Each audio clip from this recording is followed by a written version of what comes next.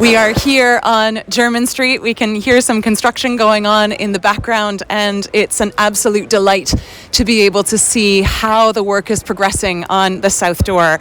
And I have two gentlemen with me, one either side, who in very different ways are making this project come to life. Would you like to introduce yourself first? Hi, I'm Steve Benson, labourer, site labourer. I'm working on the project with bricklayer Mark. I'm in the process of just forming the opening. Then we've got stonemasons coming, then the joiners, then we've got all the flags to lift and relay, and all the gates are going to be reset, and that's enough. Hi, I'm William Fuller. I'm the Managing Director at Fuller's Builders, and we are the company that's undertaking these works. And it's jolly interesting. We're having a brilliant time. We've got a great team on site. Steve's just introduced himself, and we've got Mark, who is currently doing some first aid training, but he'll be back here tomorrow to continue the good work. I'm curious about what we can see here. We have a number of layers of bricks, and we have these metal supports, these poles, ensuring that the window above is stable and continues to be in good shape, with all of its glass removed, of course, while this new entrance is being worked on. We just crossed the threshold from inside the church in the nave through the little door, which for the congregation has become a bit of a door of mystery, because we have the hoardings blocking things off from view on German Street as well while this work continues, so that folks like you fine people can be undisturbed as you pull out the bricks and start to think seriously about what kind of opening this might be. So here today in front of us, what can we see and what's happening with the phase of this project right now? Okay, so this is very interesting. It's my favourite part of any job, where we've kind of taken the outer skin off and we can see what lies within. And as you've noted, we've got some props that have been installed here, and then we've got a core of brickwork. And as we look at the brickwork, the first thing that strikes me is that the brickwork's not wildly old, maybe 100, 150 years old. It's mostly been made with cementitious mortar, and there's a lot of London stocks in there, so we're looking at some kind of rough brickwork. You never would have seen this core of brickwork here. You would have seen the facing brickwork on the outer edge. And then as I look above us, we've got these massive pieces of Portland stone. They're full depth, so if you look at fabricating these kind of sections now, you'd probably do them in facing pieces and bond them together, but this is the full depth Portland stone, top quality stuff. I noticed as we were looking at the bricks earlier, and maybe we might want to get a little bit closer, that the mortar joining them together is itself really thick, really rough, and some of the bricks, they've got little stones in them, and they're of quite different colors, different textures.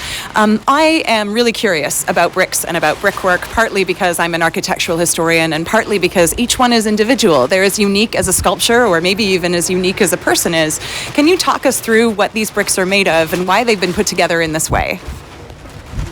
Definitely. I mean, bricks are not perhaps the most exciting of subjects on the outside, but the reality is, as you said, they are fascinating. So if we look at this selection of bricks, we've got the kind of bright yellow London stocks that you'd see up and down the streets of London. We've also got some plum coloured bricks, and as we look at where they're snapped, you can see a lot of textures inside there, all sorts of little bits of aggregate. And this is a great example of how bricks come in a vast array of different textures and sizes and shapes and everything. And I think this is because all of these would have been made by hand in small batches. So if we look at the modern planet, you'd go and buy a pallet of bricks and it would come from the outskirts of London or central England, but these are fired relatively locally to here. So these bricks really do tell a tale of people working with them with their hands, local people possibly. Brixton obviously gets its name from the place where you'd get bricks. Who knows, these brick fields were lots and lots of them around, in every neighbourhood. So this is the first time that these bricks will probably have been seen for 150 years maybe. As someone who's working directly on site day by day, and you too, this is work by hand, and it's an ancient in many ways and very traditional work of craftsmanship, of building work. You are connecting with history day by day as you're removing these and then thinking about the kind of door that'll be created as the next step. This door was a part of Christopher Wren's original plan, and so I wonder what it's like for you making contact with this in your work and in your expertise day by day. What are you noticing, and how do you feel about being part of this new phase of history going into the future? What's it like? Because you're going back to the original design by Christopher Wren, so we're really creating this piece of history. And also these props, there's a journey lift coming, so what we're going to do, we'll put a journey lift under the sill, reduce it. In theory, we just catch it on the journey, lower it down, and I think you want to keep it for, I don't know what you're going to do with it. We'd love to, and I'm curious about whether or not you've worked on a lot of 17th century buildings. A lot of this is 19th century brick. Whether or not you have a particular view on Christopher Wren. What's your experience so far, and how does that relate to this project for you? Christopher Wren, the only thing I know, he was like the main architect in churches.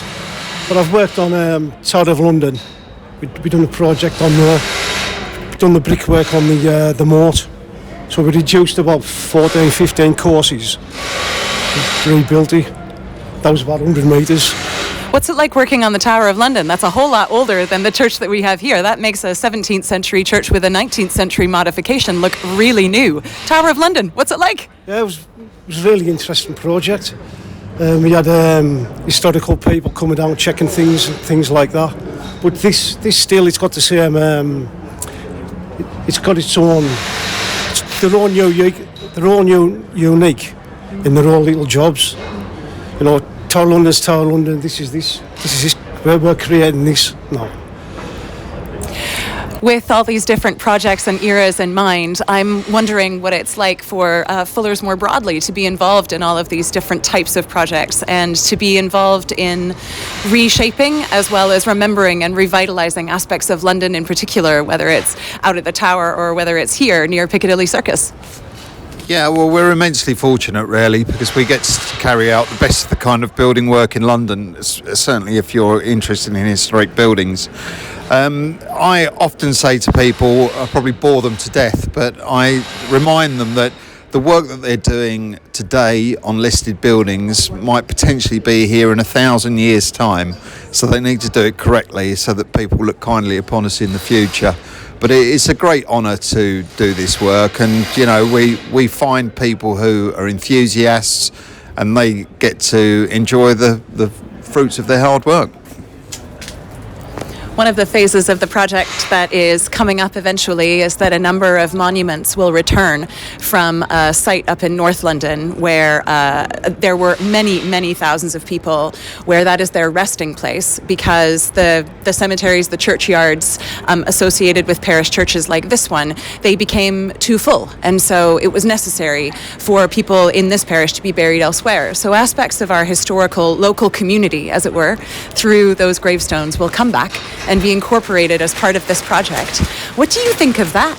That this will be a big part of reopening this space and also, in a sense, bringing people home where they may have lived and worked in and around this area around the same amount of time, 150, almost 200 years ago, and here they come back to us as part of our world here. What do you think of that idea? I think it's a great idea, bringing back people to the proper resting places. I know there's a project in the HS2. Yes. I don't know if this has got something to do with that. Yes, this is related to the HS2 project, exactly that. I know they've done a big job on there, so they had to bring them up, taking them back to the original places. So it's some project in its own, identifying them as well. For a while, all of these different gravestones were in a giant warehouse, and there was a question about whether or not they might even survive. And so we thought carefully at St. James's about what our duty of care would be in some ways to these monuments, to how people are remembered, to what kinds of monuments we wanted to return. And they'll also create a path for step-free access on the south side of the church, connecting Jermyn Street and St. James's Square beyond. So there's a whole lot of history and also a whole lot of newness that is coming to rest itself in relation to this. So I'm curious, what do you think about this aspect of the project? Yeah, well, I'm a big fan too, really. I mean, as a contractor, I'm often intrigued more about the logistics of these kind of tasks and the vast amount of effort that went into forming these gravestones in the first place. And really, it seems sad that you might waste that effort and skill that's gone into that. So I hope that bringing it back into central London gives everyone the chance to kind of look upon it, reflect upon it, and appreciate what people have done in the past. There are hundreds of years of people's stories in and around this place, as unique as each of these bricks in front of us. And I have a request, which is that perhaps you and I could go back through the door of mystery into this little space that's a sort of almost a kind of an airlock as well as a workshop between this threshold, between inside and outside on the Jermyn Street side and the church itself, because I have a couple of questions for you about tools and equipment. Okay. All right, let's go on through. We're going to watch this step. I've already got loads of brick dust on me, so that doesn't matter anymore. And back into this door, this temporary wooden structure. You'll hear that it's getting a little bit echoing in here. And we have loads of tools up on this table. We've got drills and screws, tape measure, all sorts. Is there anything here in front of us where you think, this is particularly important for today, or this is a specialist tool, or are these things that you would see anywhere and use for anything? My dad, he's a builder, he's a house painter, so some of these things I recognize, but I'm certainly not an expert. So from your point of view, what are we looking at and how's it being used? Yeah, so this is a very typical selection of equipment that we'd see on a modern construction site. Probably the biggest thing that's happened in construction in the last 30 or 40 years is the introduction of power tools. And the primary things that we can see on this workbench are really power tools. There's two cordless drills, there's a cordless grinder, there's a breaker at the bottom. So, you know, if you compare the kind of skills that our guys are adopting now, they're really able to produce more with less danger, less kind of effort, and probably more precision. So in addition to that, we see boxes of screws, hammers. The screws are quite interesting because with power tools comes screws. If you rewind the clock 40 years ago, everything would have been nailed, really, or very seldomly screwed. And now pretty much everything's screwed. So the massive change, really. It's made the industry a bit more efficient, really, and possibly easier to dismantle in the future if people want to kind of juggle things around again. And from your point of view, as someone who's using these things day by day and where you have a specific set of tasks to carry out today, are there particular tools, either here or elsewhere, that make your job a whole lot easier or that you just enjoy using? I think they are combining themselves. Everyone's got its fast, you know, they're just fast to use. Dismantling, you know, taking the wood off, you just use a screw, and boom, take all the screws out, same putting it back on. Cutting the wood, you've got your steel saws there. This is more Allmark's brickwork tools here. You know, he's got a vast selection, so you don't need a lot of tools for brickwork. And just in general, it's just made the process a bit faster, power tools. For sure. I remember being very young, maybe 6 or 7 years old, and being on building sites and watching people work with nail guns. And on the one hand, having my mother say, "Do not get near this thing. It's really dangerous." It was pretty obvious. And they make a real sound as well. They're quite sort of terrifying. And at the same time, I was like, one day, I'm going to use one of those. I think I was 9 years old when I picked up and used with great care and with very, very careful parental supervision my first nail gun. And so this is sort of taking me back to about, over 30 years ago. And it's absolutely wonderful that this is happening here. There's something so beautiful and so delicate about this work. It connects with the buildings and with the community's dignity as a whole. The whole purpose of creating this entrance is that we can welcome more people in a way which is about the radical hospitality connected to the divine purpose of this church overall. At the same time, it's practical. It's screws and drills and bricks, and I'm so grateful for your time this afternoon. I know that you're both really busy people, and I'm gonna let you go, but before I do, is there anything more that you would like to add or anything you'd like to share? I'd just like to say, from Fuller's perspective, it's an honour to be associated with this work. We are the kind of people that travel the streets of London saying, we did that, we did this, we did that. And it'll be a great honour when this is finished to say, that's what we did. And, you know, we hope that everyone enjoys what we've done. Thank you. It's a great honor for us as well. You've been a firm that's been around for many generations, and we will say ourselves for many generations hence, Fuller's did that, and we're proud of that too. And what about you? Yeah, I'd just like to say it's a fascinating project to be involved on. And like Will said, all the other work Fuller's do is really interesting. And I'm just glad I'm here, to tell you the truth. Thank you both for your skills and your expertise. Today, I have got my very own brick from the wall. So I'm going to go back outside and pick up my brick. Thank you both so much for your time today.